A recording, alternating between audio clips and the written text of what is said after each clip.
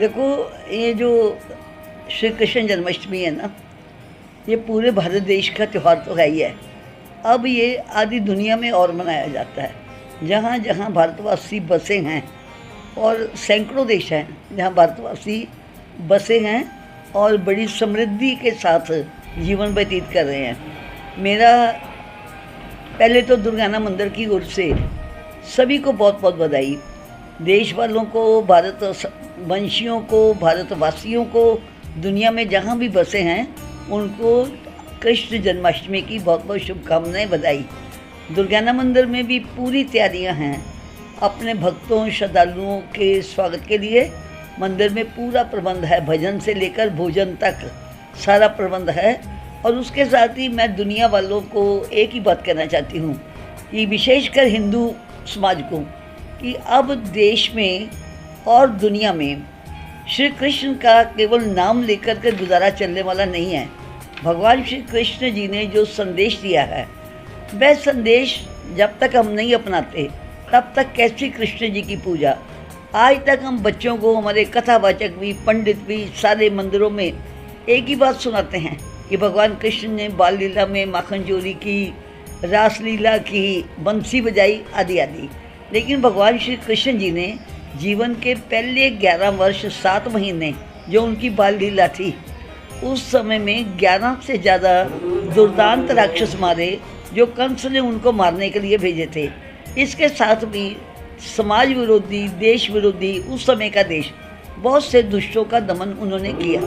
उन्होंने केशी राक्षस को मारा, इसीलिए वो केशव कहे जाते हैं। और उसके बाद जब मथुरा चले गए तो 12 साल के बाद 13-14 साल की उम्र तक उन्होंने कंस का और दूसरे राक्षसों का पूरा सफाया कर दिया।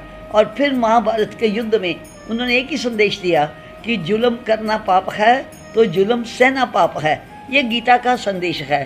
तो आज देशवासियों को, दुनिया वालों को कहना है कि जो बांग्लादेश में हो रहा है, जो पाकिस्तान में हो रहा है, जो अफ़गानिस्तान में हो गया, कभी कभी हमारे विरुद्ध ऑस्ट्रेलिया, कनाडा, न्यूजीलैंड, इंग्लैंड में भी हो जाता है, अमेरिका में भी हो जाता है। कमज़ोर बनकर जीने का कोई कारण नहीं। और कमज़ोर बनकर जिएंगे, केवल मंदिर में पूजा करेंगे, तो आज जो हमारा हालत हो रही है बांग्लादेश में, कभी इस्कॉन मंदिर, कभी शिव मंदिर, कभी काली माता का मंदिर, सब तोड़ दिए। ऐसा सोमनाथ जी के मंदिर के समय भी हुआ था। तो भगवान कृष्ण हाथ में सुदर्शन चक्र रखते हैं, ज़रूरत पड़ती है बांसुरी बजाते हैं। उनकी बांसुरी म्यूजिक के लिए नहीं है, उनकी बांसुरी सोए हुए समाज को जगाने के लिए है। और सुदर्शन चक्र हमें संदेश देते हैं, अगर एक हाथ में माला है तो दूसरे हाथ में भाला होना चाहिए।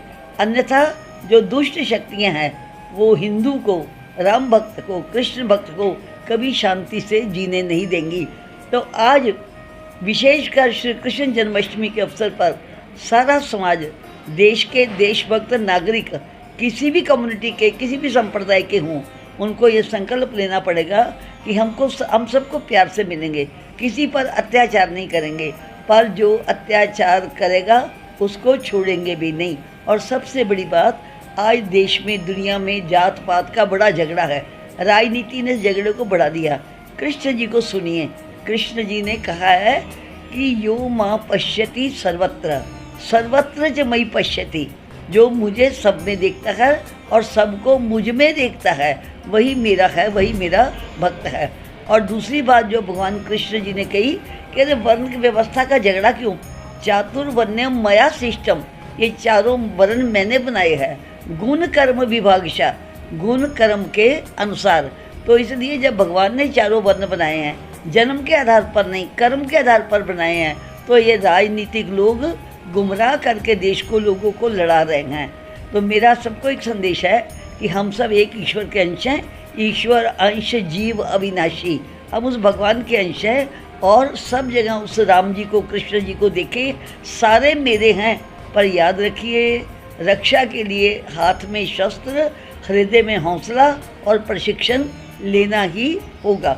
जैसे राम जी ने लिया, कृष्ण जी ने लिया। हमारी तो दुर्गा माँ भी निहत्थी नहीं है, 8 शस्त्र लेके चलती है, कभी कभी वो 10 भुजाधारिणी हो जाती है। यही मेरा आज जन्माष्टमी पर सारे समाज के लिए संदेश है। जय श्री राम, भारत माता की जय।